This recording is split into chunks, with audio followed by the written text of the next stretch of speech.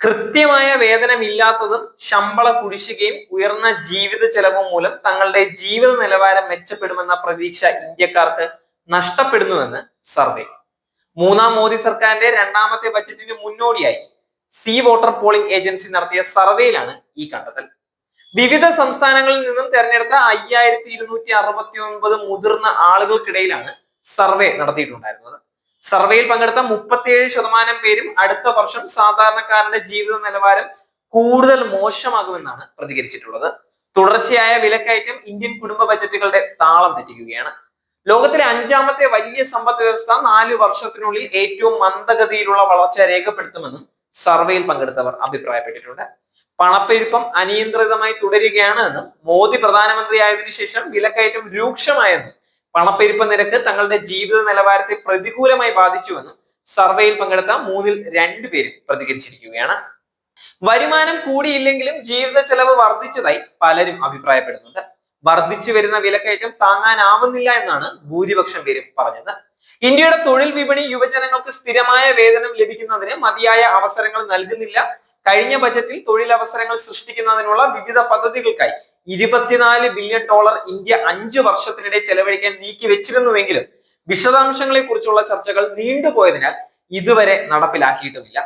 അതേസമയം മോദി സർക്കാരിന്റെ സ്ത്രീവിരുദ്ധ നിലപാടും ലിംഗനീതിക്കെതിരായ നീക്കവും ചെറുക്കണമെന്നും സംസ്ഥാന സർക്കാരിന്റെ സ്ത്രീ സൗഹൃദ മാതൃക ഉയർത്തിപ്പിടിക്കണമെന്നും CPIM ജില്ലാ സമ്മേളനം ആവശ്യപ്പെടുകയാണ്. മോദി ഭരണത്തിൽ രാജ്യത്ത് സ്ത്രീ ജീവിതം അതീവ ദുരിതമാണ്. സ്ത്രീ പദവി പഠനത്തിൽ 2022 135 എന്ന പരിതാപകരമായ അവസ്ഥയിലെത്തി. കേന്ദ്ര ബജറ്റിൽ വനിതാ പദ്ധതികൾക്ക് നാമമാത്ര തുകയാണ് നീക്കിവെക്കുന്നത്. BJP ഭരണത്തിൽ ഹത്രാസ്, ഉന്നാവ, കത്വ സംഭവങ്ങളിലെ ഇരകൾക്ക് നീതി നിഷേധിക്കുകയാണ്. ബലാത്സംഗ കൊലപാതക കേസുകളിലെ പ്രതികളെ ജയിൽ മുക്തരാക്കി ആദരിക്കുന്ന സംഘപരിവാറിന്റെ സ്ത്രീ വിരുദ്ധ രാഷ്ട്രീയത്തിനെതിരെ മുഴുവൻ ജനാധിപത്യ ശക്തികളും അണിനിരക്കണം. അതേസമയം സംസ്ഥാനത്ത് വികസനവും ക്ഷേമവും ഉറപ്പാക്കി എല്ലാ മേഖലകളിലും സ്ത്രീ മുന്നേറ്റം ഉറപ്പാക്കുകയാണ് LDF സർക്കാർ. 46 ലക്ഷം അംഗങ്ങളുള്ള കുടുംബശ്രീ ലോകത്തിലെ വലിയ സ്ത്രീ ശാക്തീകരണ പദ്ധതിയാണ്. ജെൻഡർ ബജറ്റ് ആദ്യം നടപ്പാക്കിയതും ഇവിടെ തന്നെയാണ്. തദ്ദേശ സ്ഥാപനങ്ങളിൽ 50% വനിതാ പ്രാതിനിധ്യം, പഞ്ചായത്തുകളിൽ പ്രത്യേക വനിതാ ഘടക പദ്ധതി തുടങ്ങി വേറിട്ട പദ്ധതികൾ ഏറെയുണ്ട് കേരളത്തിൽ.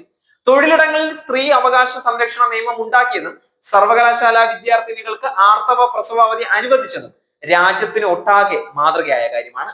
സാമൂഹ്യക്ഷേമ പെൻഷൻ വാങ്ങുന്ന 52 ലക്ഷത്തോളം പേരിൽ പകുതിയിലേറെ വനിതകൾ തന്നെയാണ്.